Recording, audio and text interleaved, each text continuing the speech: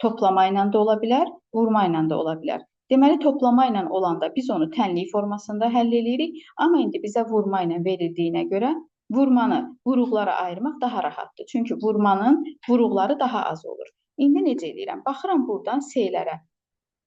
S-ləri bizə necə verib? S vur S 64-ə bərabərdir. Yəni S kvadratı bərabərdir 64-ə.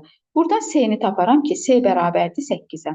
Yəni 64 nəyin kvadratıdır? 8-in. Deməli, digər vuruqlarımıza baxıram.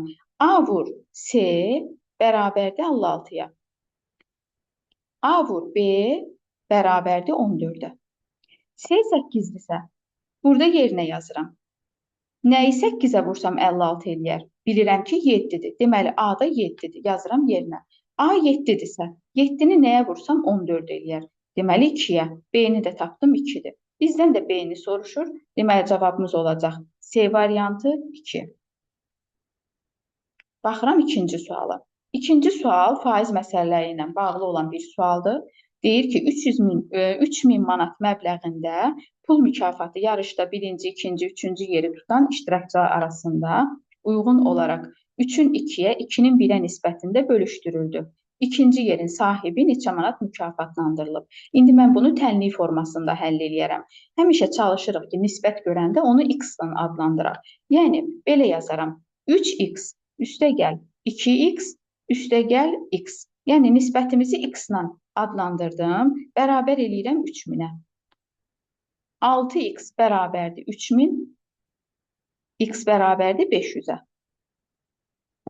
X-imiz 500-dürsə, bizdən ikinci yeri soruşduğuna görə 2x də gətirib 500-ü yerinə yazıram. Yəni, 2 vur 500 eləyir 1000 manat. Deməli, ikinci yerin sahibinə 1000 manat mükafat verilib. O da cavab A variantıdır. Baxıram üçüncü testimizə.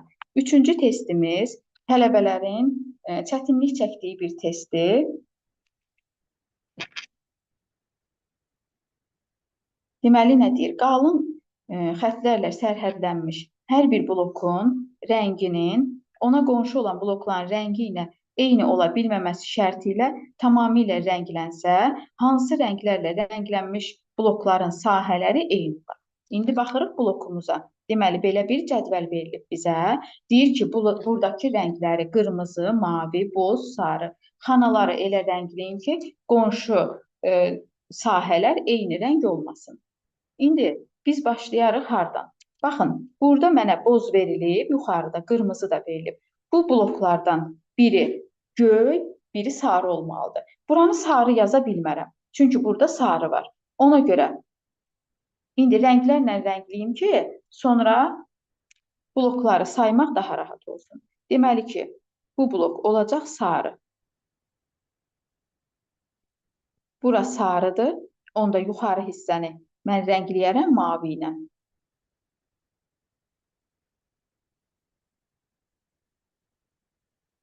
Mavi. İndi baxın, onda boz var, sarı var, aşağıda qırmızı var. Bu hissədə mavi olacaq. İndi bu hissəni mavi rənglədim. Baxın, bu hissəni tapmaq üçün sarı var, mavi var, qırmızı var. Bu hissə mütləq boz olmalıdır. Bu böyük xananı hamısını boz rəngləyirəm.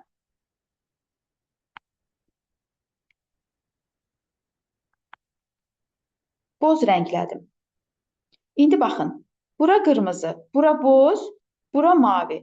Bu hissə mütləq sarı olmalıdır.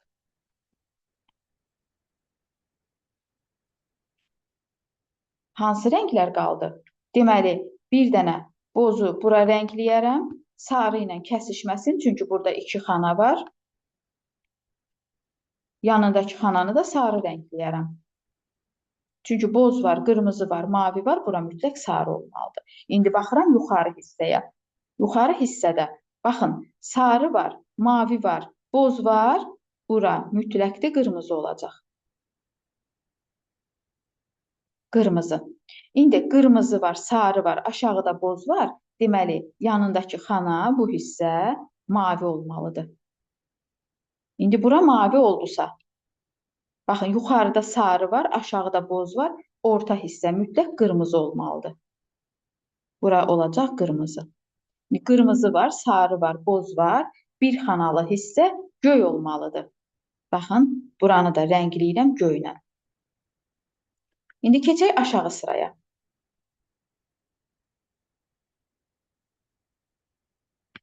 İndi aşağı sırada sarı var, boz var. Buranı qırmızı rəngləyərəm.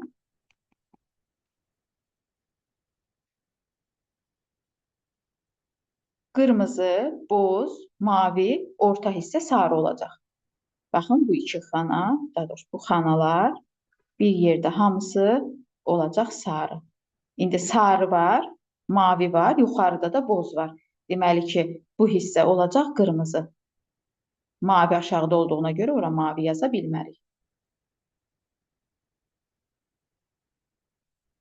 İndi qırmızı var, sarı var, boz var. Deməli, bu boş qalan xana olacaq mavi. Elə vizual baxanda görürəm ki, ən çox xanamız qırmızı ilə sarı, qırmızı ilə mavidir. İndi biz bunları hissələrə bölək ki, sahələrini tapaq.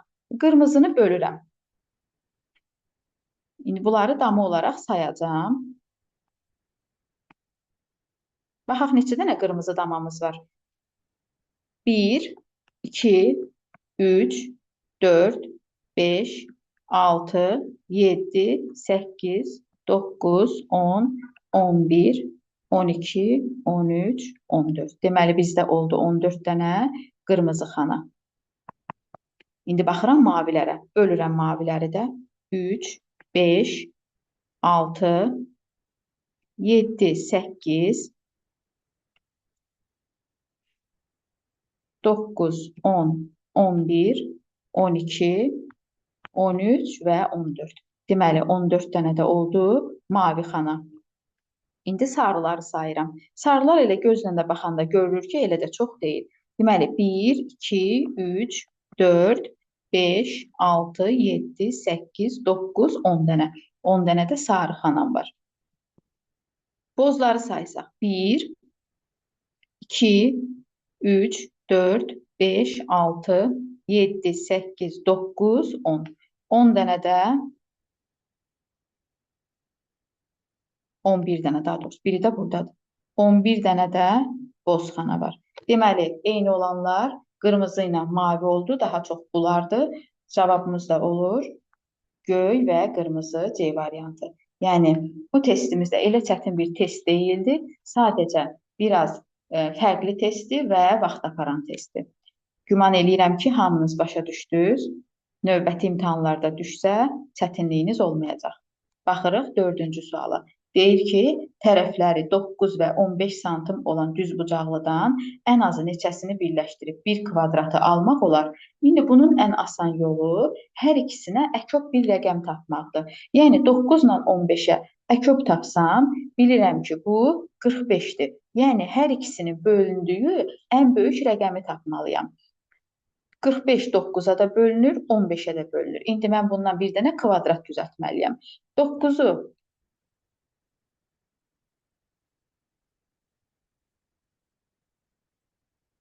belə bir düzbucaqlı götürsəm, tutaq ki, bunun eni 9 olsa, bu düzbucaqlıdan mən aşağı doğru 5 dənəsini birləşdirməliyəm ki, 9-u 5-ə vuranda 45-ə tamamlansın. Bilirəm ki, bunların hamısının tərəfi 9-dur, yəni eni 9-dur. İndi uzunu da 15-dir. 15-i 45-ə tamamlamaq üçün mən 3 dənə bu düzbucaqlıdan yanaşı birləşdirməliyəm. İndi ölçülərin düzdür, mən səliqəli çəkmirəm, çünki qələm biraz narahatdır. İndi baxın, görürsünüz, belə bir kvadrat alındı. Bu kvadratda mən neçə dənə o 9-un 15-ə olan düzbucaqlıdan istifadə elədim? 15 dənə. Deməli ki, düzgün cavabımız olacaq 15.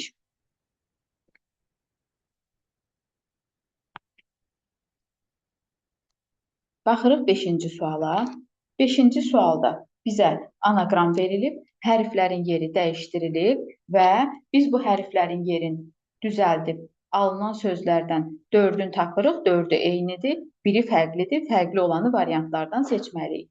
Deməli, A variantında bizə verilib 2-lik, B variantında verilib 9-luq, C variantında verilib dördlük, D variantında verilib yeddilik, Y variantında verilib dirlik sözü. Yəni bunlar hamısı bizdə rəqəmlərimizdir, amma Y variantı dirlik sözü kənd təsərrüfatında istifadə olunur. Ona görə fərqli olan Y variantıdır.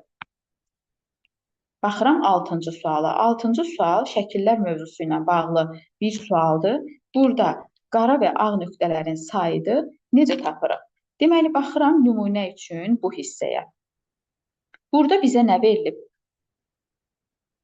Qarşı-qarşıya hamısını toplasam, deməli 5 dənə ağ var, 2 dənə də ağ burada. Oldu 7 ağ, 2 dənə də qara var. Qarşıdakı həmin eyni simmetrik xanaya baxsam, orada da yenə də 7 ağ, 2 qara dairə var. Deməli ki, qarşı-qarşıya ağ və qaraların sayı bərabərdir. Bir dənəsinə də baxaq nümunə üçün. Baxıram bura. Deməli, 3 dənə ağ, ümumilikdə 5 dənə də qara var. Qarşısındakı xanaya baxsam, yenə də 3 dənə ağ, 2 dənə qara var. Deməli, qarşı-qarşıya ağ və qaraların sayı bərabər olmalıdır. Deməli, burada qarşıda 5 ağ, 1 qara var. Həmin o sualın yerində də ümumilikdə 5 ağ, 1 qara olmalıdır. Bizdə 3 ağ var, 1 qara var. Deməli, çatmır bizdə 2 dənə ağ dairə. O da verilib A variantında.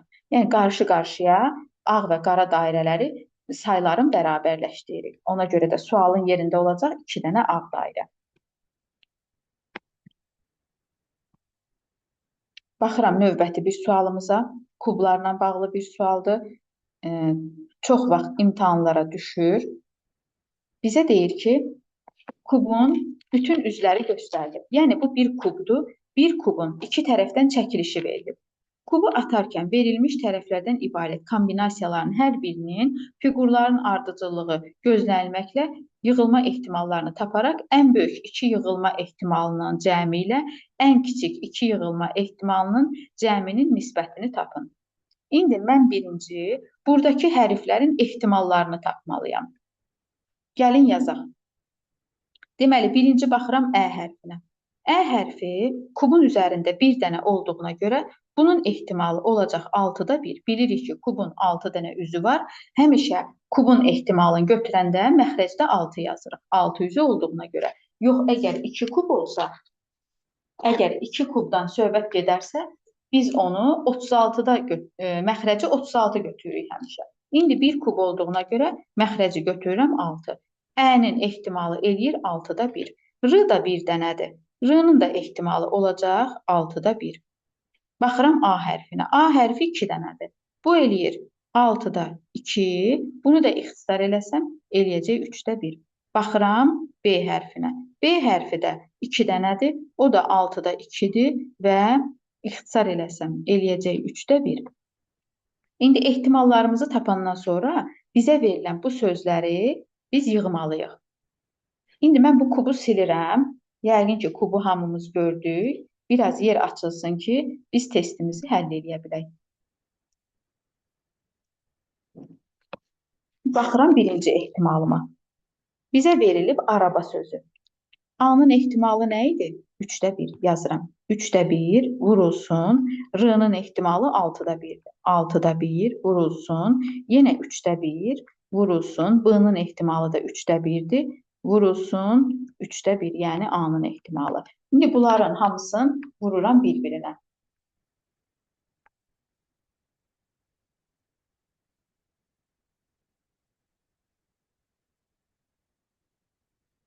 Cavab eləyir 486-da 1. İkinci sözümüzü yığıram. Bizə verilib bərbər sözü. B-nın kodu bilirəm ki, 3-də 1-dir. Vurulsun, Ə-nin kodu 6-da 1. Vurulsun, R-nın kodu 6-da 1. Yenə vurulsun, 3-də 1, vurulsun 6-da 1, vurulsun 6-da 1. İndi bunları hesablayıram.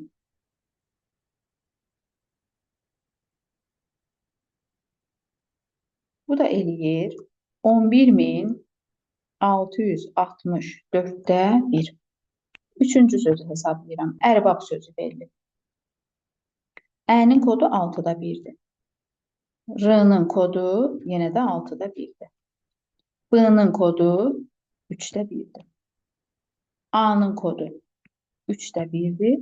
B-nın kodu yenə də 3-də 1-dir. İndi bunları vururam bir-birinə.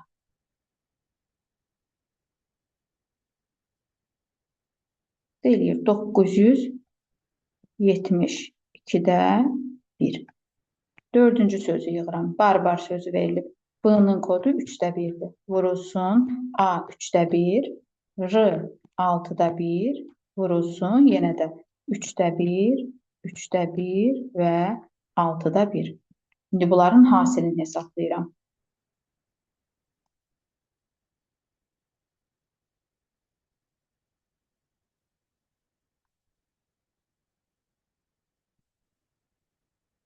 (2916-da 1).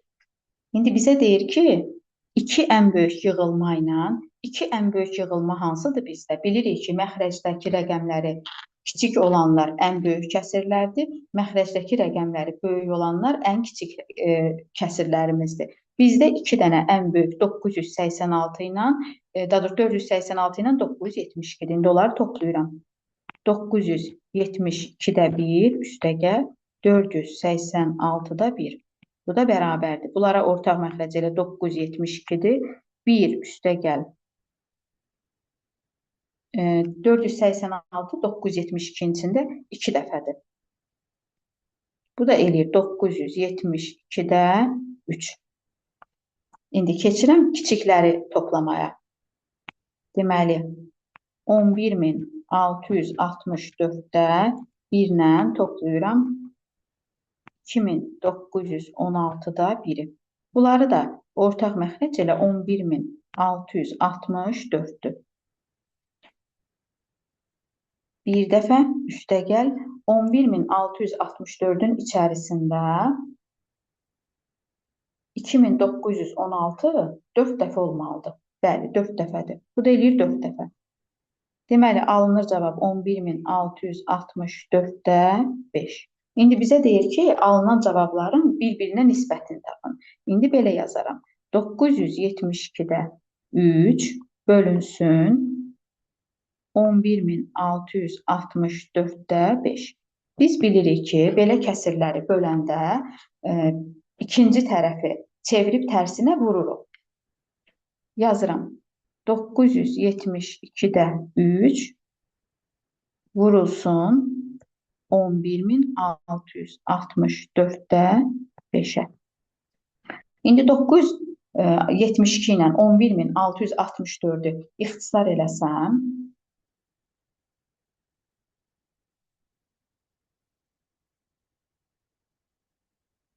11664-ün içərisində 972 12 dəfədir.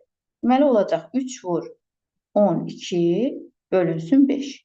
Bu da cavab eləyir 36-da 5.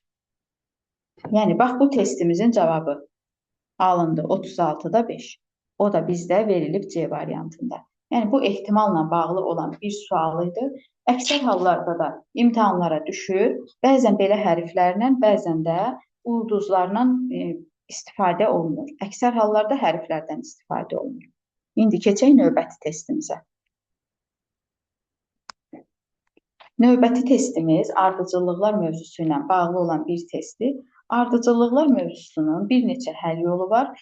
Əsasən üzərində yazıb artan sıranı görmək lazımdır. Ola bilər ki, ardıcıllıqlarımız toplama ilə artsın, ola bilər çıxma ilə artsın, yəni azalan ardıcıllıq olsun, çoxalan ardıcıllıq olsun. Kiçik rəqəmlərlə artıbsa, bilirik ki, orada toplamadan istifadə olunub. Yox, böyük rəqəmlərlə artıbsa, orada deməli vurmadan və yaxud da kvadratlardan, kublardan istifadə olunub. Və yaxud da azalan ardıcıllıqda kiçik rəqəmlərlə azalırsa, burada çıxmadan istifadə olunub. Yox, əgər böyük rəqəmlərlə azalıbsa, yenə də dediyim kimi burada da bölmədən və yaxud da kvadratlardan, kublardan istifadə olunub. Ümumiyyətlə, ardıcıllıqlar mövzusunda kvadratlar, kublar çox istifadə olunur. İndi bir də üzərində yazanda daha rahatdır cavabı tapmaq. Baxıram burada 6-dan 9 alınıb. Necə alınıb? Üzərinə 3 gəlib. 9-dan 12 alınıb. Üzərinə 3 gəlib.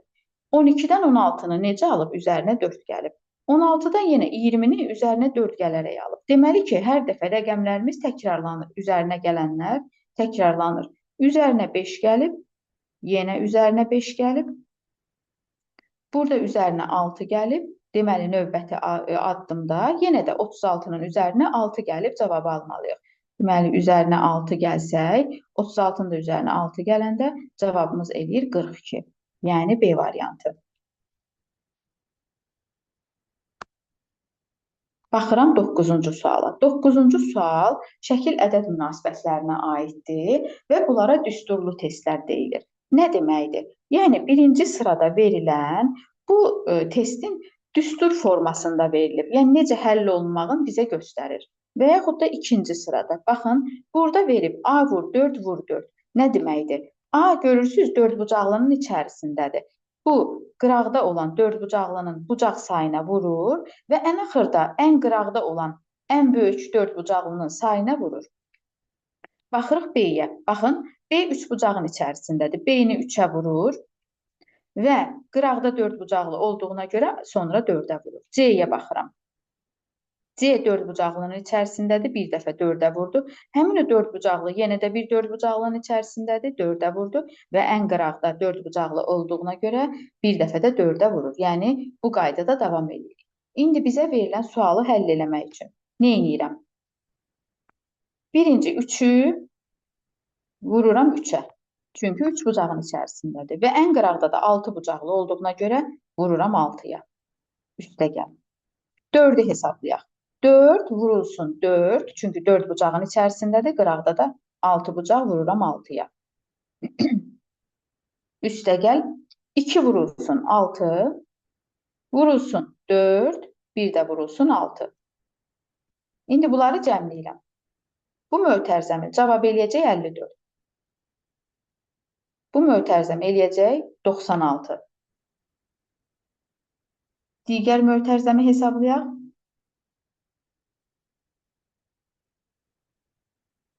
Bu da eləyir 288. İndi hamısını toplasaq,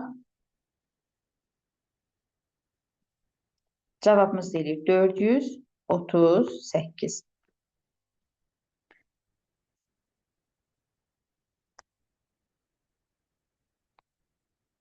Biraz çox getdi. Deməli, 438 də verilib C variantında. Deməli, bu testin düzgün cavabı olacaq C variantı. Baxıram tərəzilər mövzusuna. Deməli, tərəzilər mövzusu asan bir mövzudur. Əsasən 3 həll yolu var. Çarpaz, yəni qarşı-qarşıya, çarpaz olanda belə toplayıb qarşı-qarşıya bir-birinə bərabər eləyirik və yaxud da alt-alta toplama, bu qaydada alt-alta toplayıb bir-birinə bərabər eləyirik və yaxud da əvəz etmə. Mənə görə ən rahat yolu əvəz etmə üsuludur. Əvəz etməklə necə həll edə bilərik? Baxıram ki, burada bizə verilib B və qarşısında 2C verilib. Tərəzilər mövzusunda bu orta hissədə olan bərabərlik deməkdir. Yəni, tərəzinin sol tərəfi sağ tərəfinə bərabərdir.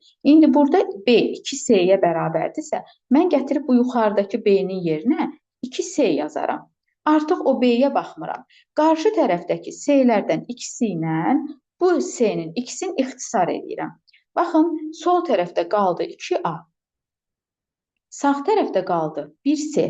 Deməli, 1C 2A-ya bərabərdir. Bax, burada olan 2C-nin yerinə hər C-yə gətirib 2 dənə A yazsam, B nəyə bərabər oldu? 4 dənə A-ya. Deməli ki, cavabımız da olur B variantı 4A. İndi hələ ki, bugünlük bu qədər. Davamın digər videolarda izah edəcəm.